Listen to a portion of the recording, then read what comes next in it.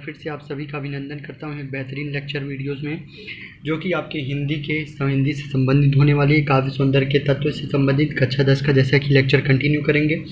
रस हो गया, छंद हो गया, अब अलंकार की बारी है। ये आपका लास्ट लेक्चर होगा काव्य सौंदर्य के तौर पे, ठीक है। इसके बाद हम लोग अपने कुछ व्याकरण के तत्वों को बताने, आपको व्याकरण के जितने भी टॉपिक्स हैं, आपके संधि हो गया, संधि विच्छेद हो गया, पर्यायवाची हो गया, विलोम हो गया, इन सभी टॉपिक्स को आगे कवर करने वाले हैं। और खंड काव्य का भी जल्दी टॉपिक्स आपका पूरा कवर कर लिया जाएगा। हर जिले के खंड काव्य को बेहतरीन तरीके से आपको बता दिया जाएगा।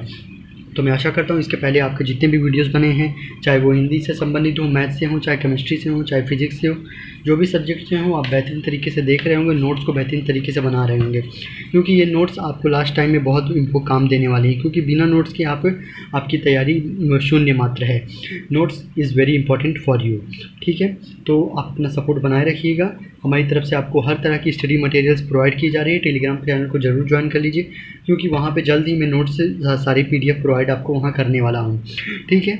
तो इसलिए वीडियो को लास्ट तक देखिए, अंत तक देखिए। अगर वीडियो अच्छा लगता है तो लाइक करिए, अपने दोस्तों के साथ जरूर शेयर करिए, हमारे चैनल को सपोर्ट करिए। चैनल को सब्सक्राइब करे बिना नहीं जाइएगा। चैनल अगर अच्छा लगे तो ज़रूर जुड़िएगा, बेल आइकन को प्रेस कर लीजिएगा। तो चलिए आज का वीडियो लेक्चर स्टार्ट करते हैं। जैसे कि आज का वीडियो लेक्चर होने वाला है अलंकार पे ऊपर। अलंकार आपका क्या है, हिंदी कक्षा 10 के इंपॉर्टेंट है ये। 9th वाले भी बच्चे देख सकते हैं, 10th वाले भी देख सकते हैं, 11th 12th जो भी आपकी क्लास है, सारी क्लास के लिए अलंकार बहुत इंपॉर्टेंट है। तो इस वजह से देखिए छंद क्या था आपका, छंद था रस के बीच में आपका एक संबंध प्रकट करता था। अलंकार क्या है, एक आभूषण के तौर पे कार्य कर रहा है। इसमें क्या होता है, आपकी जिस प्रकार आभूषण शरीर की शोभा बढ़ा देता है, उसी प्रकार अलंकार भी किसी चीज़ की शोभा बढ़ा देता है, ठीक है। छंद क्या होता है, किसी भी 2 वर्णमालाओं में आपका संबंध व्यक्त करता है, पर अलंकार क्या होता है, उन्हीं 2 वर्णमालाओं में आपकी उन्हीं की मतलब की मात्रा लगा के उनके वर्णों को एक तरह से सुव्यवस्थित करके उनकी शोभा बढ़ाने का काम आपका अलंकार करता है। अलंकार आपके 2 प्रकार के होते हैं, शब्दालंकार, अर्थालंकार। शब्दालंकार में आपका क्या होता है, शब्दों का प्रयोग करके उसमें चमत्कार उत्पन्न किए जाते हैं, ठीक है। अर्थालंकार में क्या होता है, अर्थों में चमत्कार उत्पन्न करके उसमें अर्थ चमत्कार उत्पन्न किए जाते हैं, उस प्रकार से अर्थालंकार कहते हैं, ठीक है। शब्दालंकार में जैसा कि कक्षा 10 के टॉपिक इंपॉर्टेंट है, इस बार शब्दालंकार है। शब्दालंकार में आपके 3 प्रकार के हैं, अनुप्रास, यमक और श्लेष, ठीक है। और अर्थालंकार में है उपमा, रूपक, उत्प्रेक्ष। जैसा कि आप 9th क्लास में आपको 3 टॉपिक आप पढ़ के आ चुके होंगे, अनुप्रास, यमक और श्लेष आप पढ़ के आ चुके होंगे, ठीक है। जो आपकी कक्षा 10 में इंपॉर्टेंट टॉपिक्स हैं, जो कि आपके, क्योंकि अलंकार से कन्फर्म में आपका 2 से 3 नंबर एक क्वेश्चन तो आपका फिक्स रहता है। अभी मैं आपको क्वेश्चन भी शो करूँगा किस प्रकार से क्वेश्चन हर साल रिपीट होता रहता है।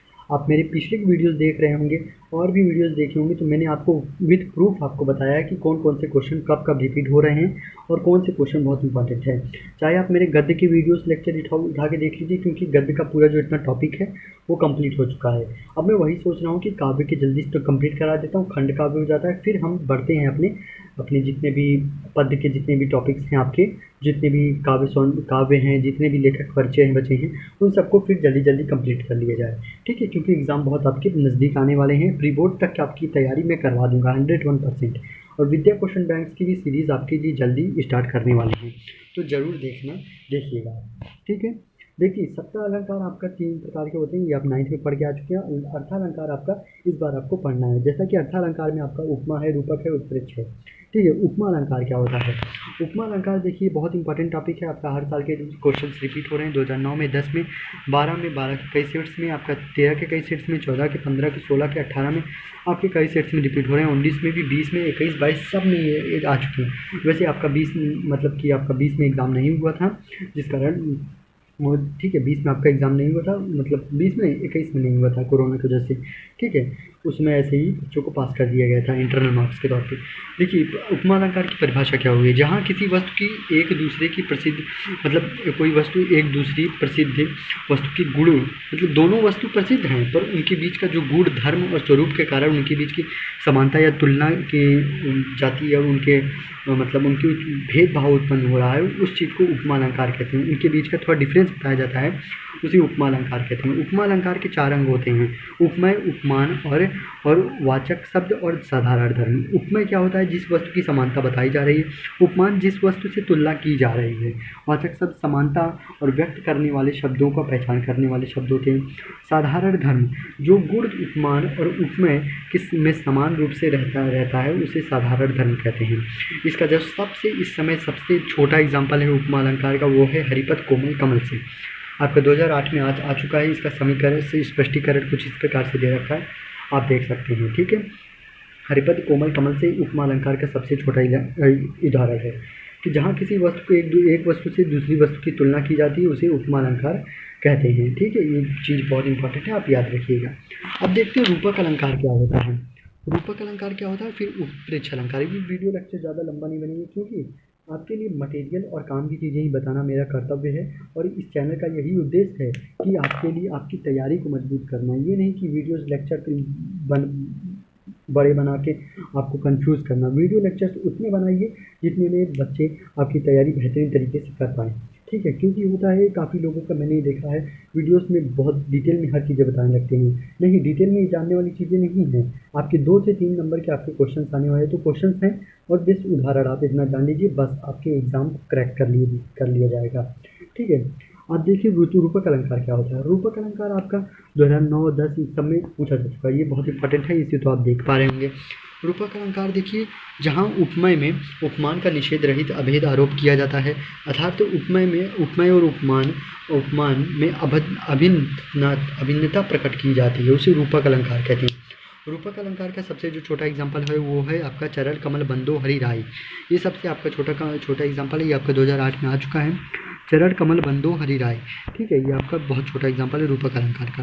ये चीज़ें हैं, जैसा कि दोनों के मैंने एग्जाम्पल आपको छोटे छोटे बता रहा हूँ, आप याद कर लीजिए दोनों को। ठीक है, उपक हो गया, उपमा हो गया, रूपक हो गया। अब उत्प्रेक्ष देखते हैं। जहाँ उपमेय में उपमान की संभावना की जाए वह उत्प्रेक्ष अलंकार होता है। ठीक है, जहाँ उपमेय में मतलब जिस वस्तु से समानता की जा रही है उसमें से उपमान जिस वस्तु से उसकी तुलना की जा रही है उसमें संभावना की जाए उसे उत्प्रेक्ष अलंकार कहते हैं। उत्प्रेक्ष अलंकार भी आपका बहुत इंपॉर्टेंट है, कई साल के सेट्स में आपका आ चुका है, तो इसे बहुत अच्छे से याद रखिएगा। ठीक है, आपके कुछ शब्द होते हैं मनु मानो, जनु जानो, मनुह जनुह आदि उत्प्रेक्ष में के वाचक शब्द होते हैं। ठीक है, सोहत ओढ़े पीत पटु श्याम सलोने गात मनो नीलमणि शैल पर अपतु पर्यो प्रभात, ये इसका उदाहरण है। ठीक है, तो रूपक हो गया, उपमा हो गया, रूपक हो गया, उत्प्रेक्ष हो गया। ये 3 प्रकार के इसके जो कि आपके अलंकार हैं। और क्लास 10th के लिए ये तीनों टॉपिक बहुत इंपॉर्टेंट है क्योंकि ये तीनों टॉपिक वेरी इंपॉर्टेंट है क्योंकि ये तीनों हर साल रिपीट होने वाले और कंफर्म क्वेश्चन रहते हैं कि इनसे आना ही है। ठीक है, और तीनों के एग्जांपल्स और डिफिनेशन सहित याद कर लीजिए क्योंकि तीनों बहुत इंपॉर्टेंट होने वाले हैं। अगर वीडियो अच्छी लगी तो लाइक करिए, अपने दोस्तों के साथ जरूर शेयर करिए। चैनल पे नए हैं तो सब्सक्राइब कर लीजिए और चैनल पे अगर पुराने ही बने हुए हैं तो और लोगों को भी चैनल शेयर करिए, उनको भी कहिए नया चैनल है, इसे सपोर्ट करें, अपना सपोर्ट दें क्योंकि बिना आपके सपोर्ट के हम कुछ नहीं हैं। तो जय हिंद, नमस्कार। चैनल को सब्सक्राइब करे बिना नहीं चाहिएगा, अच्छे से पढ़िए, अपने करियर को बनाइए, एक सही मार्गदर्शन में आपको प्रोवाइड करता रहूँगा। जय हिंद।